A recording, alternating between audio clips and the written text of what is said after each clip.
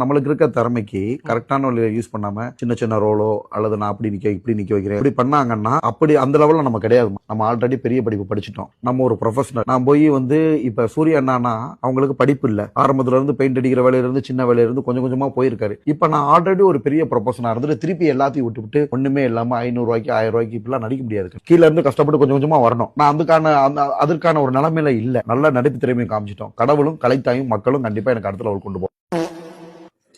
நடிக்க மட்டும்தான் தெரியலன்னு பார்த்தா ஜென்ரல் நாலேஜும் கூட தெரியல அவருக்கு. என்னன்னா சூர்யா என்ன எக்ஸாம்பிளா சொல்றாப்ல, சூர்யா என்ன பேக்ரவுண்ட் ஆர்டிஸ்டா இருந்து காமெடியனா இருந்து சைடு ரோல் எல்லாம் பண்ணி இப்பதான் ஹீரோ ஆயிருக்காப்ல. இத்தனை வருஷம் உழைச்சிருக்காரு. அவரு உழைச்சது சினிமாவில. இப்ப டைரக்டா எனக்கு ஒரு டாக்டர் பட்டம் கொடுங்கன்னு கேட்க முடியுமா? அந்த மாதிரி தான் இருக்கு இவர் கேக்குறது. இவரு 12th முடிச்சுட்டு பேச்சுலர் ஆஃப் பிசியோதெரபி முடிச்சுட்டு அடுத்தது மாஸ்டர் ஆஃப் பிசியோதெரபி முடிச்சாரான்னு தெரியல. அப்படி முடிச்சிருந்தா கூட அது ஒரு 4 வருஷம், இது ஒரு 2 வருஷம், மொத்தமா ஒரு 6 வருஷம் கிட்டத்தட்ட உழைச்சிருப்பாப்ல. அவரு உழைச்சது பிசியோதெரபி ஃபீல்ட்ல. அதுல போயிட்டு ஒரு ஹை போஸ்டிங் கேட்டாரு அப்படின்னா இவரோட எக்ஸ்பீரியன்ஸுக்கு ஒரு படிப்பு கொடுப்பாங்க.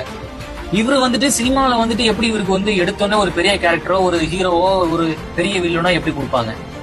நியாயமா இருக்கா எங்கேயாவது? இது மட்டும் இல்ல, இன்னொரு வீடியோவில இவர் பேசியிருக்காப்ல, என்னன்னு கேட்போம். கூத்து பட்டறை போனா இவங்க பெரிய டாப் நடிகர் ஆயிடுவாங்களா? நடிப்பு பத்தி சில விமர்சனங்களும் இருக்கு. இவர் என்ன கூத்து பட்டறையில இருந்து நடிப்பு கத்துட்டு வந்தாரா, இவரோட நடிப்புல என்ன இருக்கு அப்படின்ற மாதிரி ஒரு சில கருத்துக்கள்லாம் இருக்கு. சோ அதுக்கெல்லாம் நீங்க என்ன சொல்ல நினைக்கிறீங்க? Super question. 300 சேனல் அட்டன் பண்ணிருக்கேன், யாரும் கேட்காத சூப்பர் கொஸ்டினை கேட்டிருக்கீங்க மேடம்.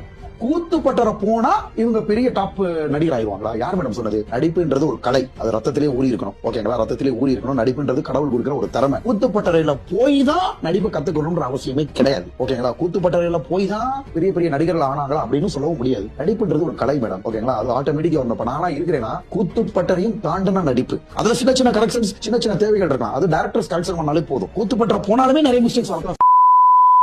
இதை பாக்குறப்ப வெறியாவது எனக்கு.